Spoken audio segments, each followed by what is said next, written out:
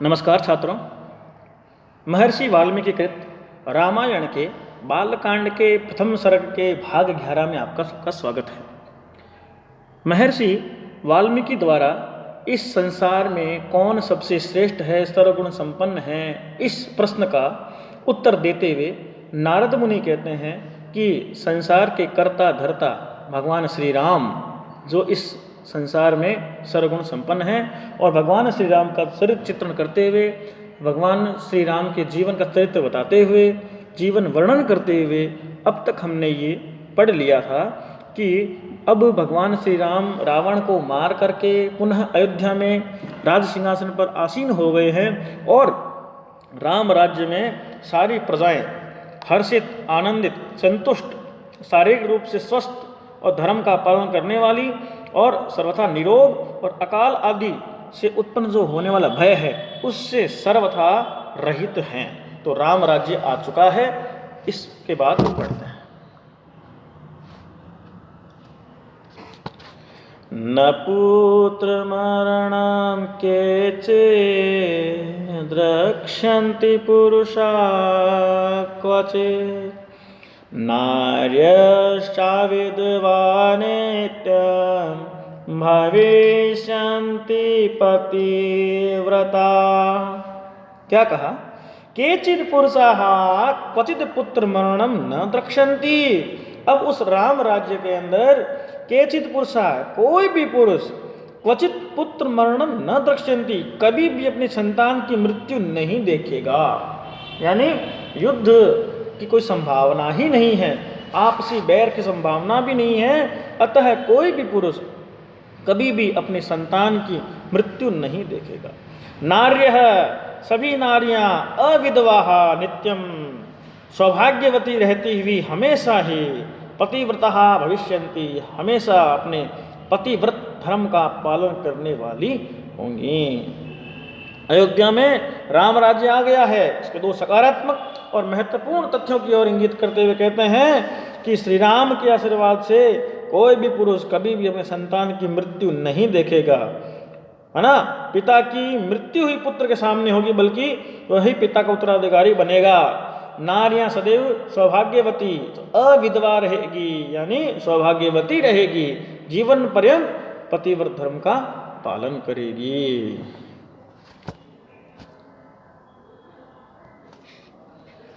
आगे, न चाग्निजां भयं किंचिन्नाप्सो माजन्ति जन्तव, न वातजं भयं किंचिन्नापि ज्वरकृतं तथा। और भी राम राज्य में क्या हो रहा है? अग्निजम च किंचित भयम न। अग्निजम का मतलब आग लगने के कारण उत्पन्न होने वाला किसी भी प्रकार का कोई भी भय प्रजा को नहीं है। यानी आग लगने से होने वाला जो भय है, यानी आग लगती ही नहीं है। पांचों जो तत्व है उनमें जो अग्नि तत्व है वो राम राज्य में कभी किसी को परेशान नहीं करेगा। तो यानी आग लगने के कारण उत्पन्न होने वाला अग्निजम न किंचित भयम, कोई प्रकार का भय प्रजा को नहीं है। जंतवः अपसु न मजंती, प्राणी कभी भी, जंतु यानी प्राणी कभी भी अपसु पानी में, न मजंती नहीं डूबते हैं। प्राणी कभी भी पानी में नहीं डूबते। न वातजम भयम किंचित, और हवा से उत्पन्न होने वाला कोई प्रकार का भय का प्रयोजन नहीं है।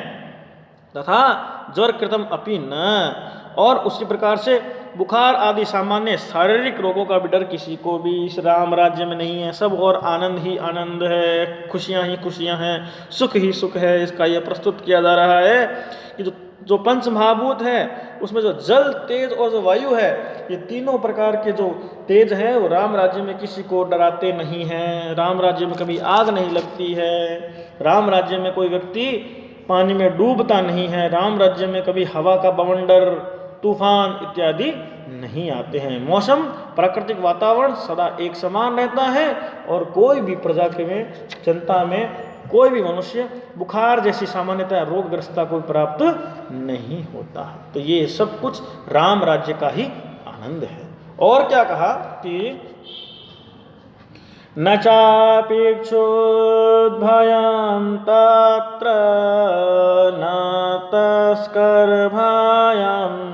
तथा नगराणि च राष्ट्राणि धनधान्ययुतानि च तत्र च एवं और वहाँ अयोध्या में क्षुद भयम अपि न, क्षुधा का मतलब भूख के कारण पैदा होने वाला, पेट का किसी प्रकार का कष्ट नहीं है। क्षुधा के कारण होने वाला, भूख के कारण होने वाला कोई भी भय नहीं है। न तस्कर भयम तथा, तस्कर का यानी चोरों अथवा डाकुओं का डर भी किसी को व्यक्ति को नहीं है।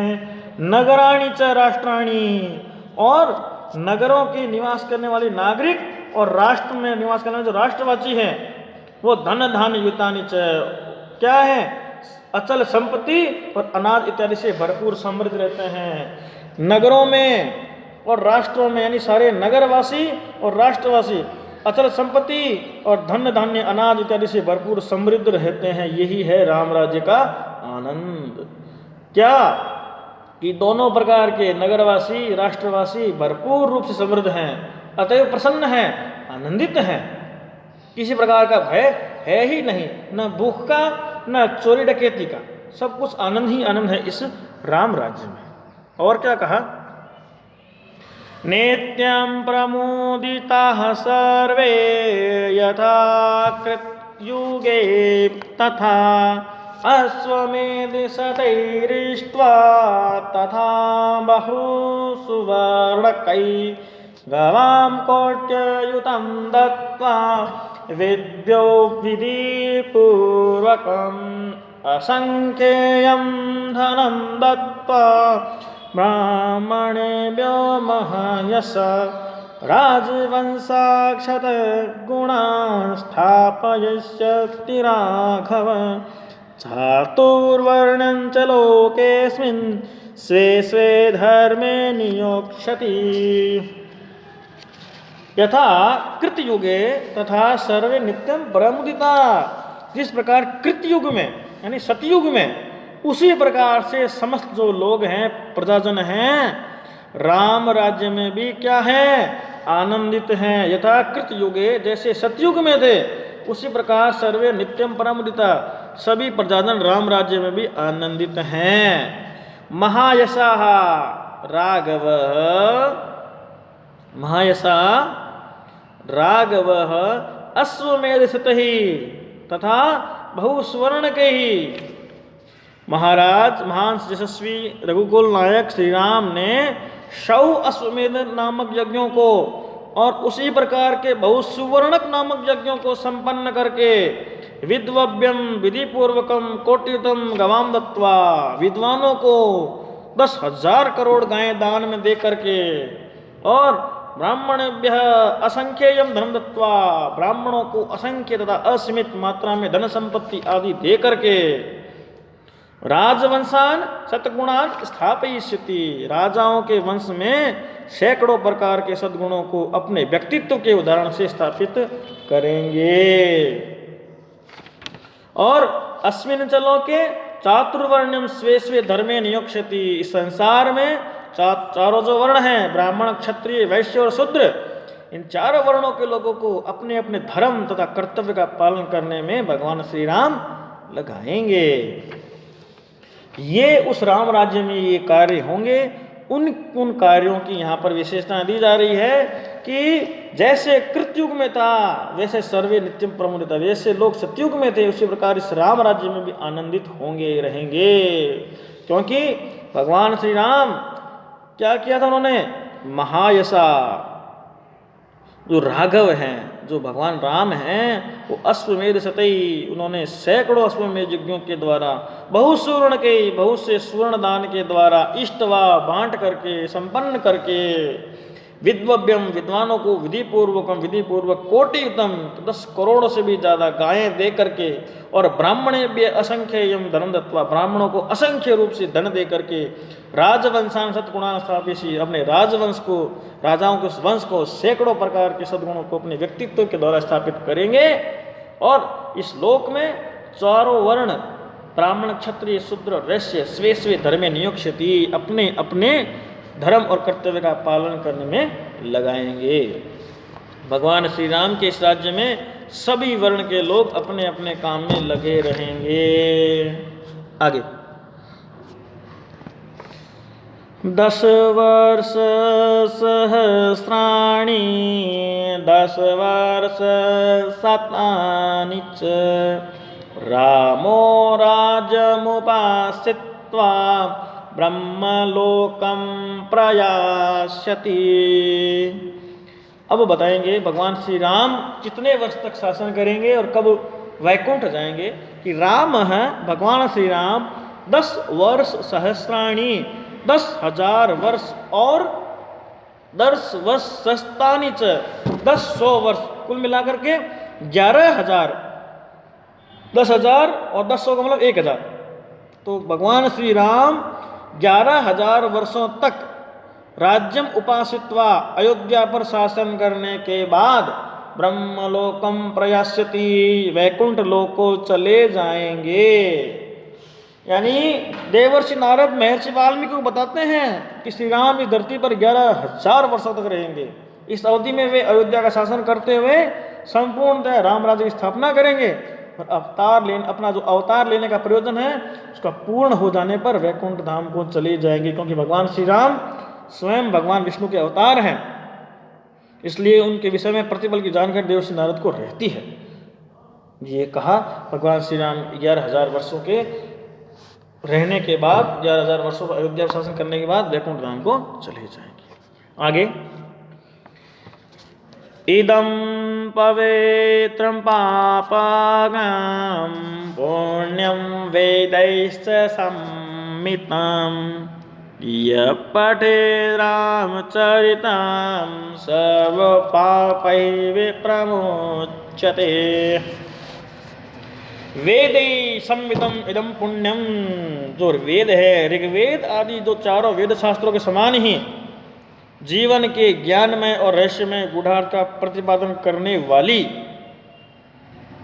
इदम पुण्यम पुण्यशाली कर्मों को सिद्ध करने वाली, पापघ्नम समस्त प्रकार के पाप कर्मों को समाप्त करने वाली, पवित्रम च और हृदय को पवित्र कर देने वाली, रामचरितम या पठेत श्री राम के जीवन को प्रस्तुत करने वाली इस गाथा को जो पढ़ता है, सह सर्व पापी प्रमुच्यते, वो सभी प्रकार के पापों से निश्चित रूप से मुक्त हो जाता है।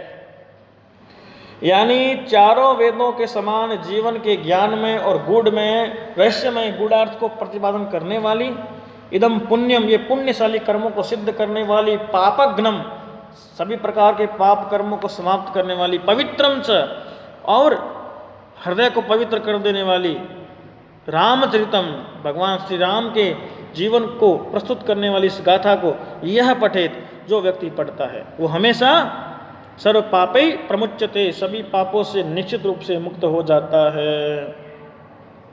शास्त्रीय और सामान्य दोनों ही पद्धतियों से प्रत्येक कार्य करने में और प्रत्येक शास्त्र के 4 मुख्य तत्व होते हैं: अधिकारी, विशेष, संबंध और प्रयोजन। अधिकारी, विशेष, संबंध और प्रयोजन, इसको कहते हैं साधन चतुष्टय। क्या मतलब हुआ कि रामायण नामक इस ग्रंथ के चौथा तत्व प्रयोजन को प्रतिपादित करते हुए भगवान श्री राम के चरित्र की यह गाथा ऋग्वेद आदि चारों वेद शास्त्रों के समान ही परिपूर्ण रहस्यमय तत्वों को प्रतिपादन करने वाली है, सभी प्रकार के पापों कर्मों को समाप्त करने वाली, पवित्र है, पुण्य कर्मों का संपादन करने वाली है।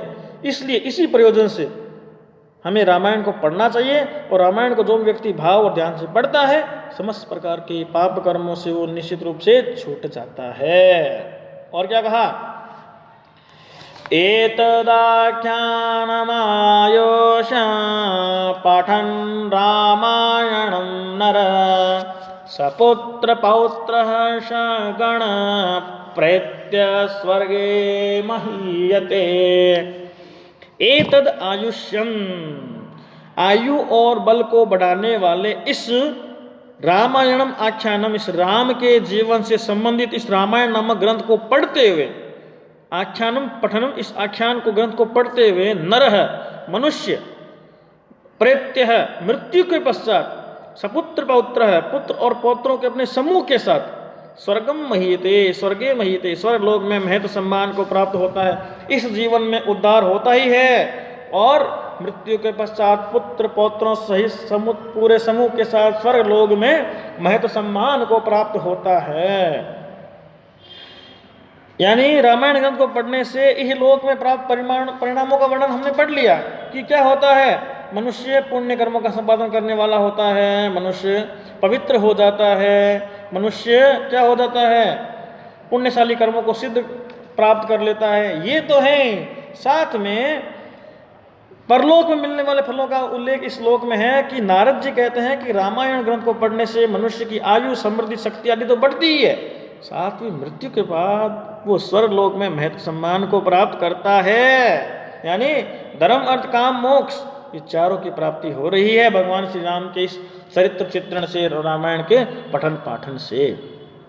और क्या कहा, इस प्रथम सर्ग के अंतिम श्लोक में क्या कहा कि पठान द्विजो वागरिसभा त्वमीया,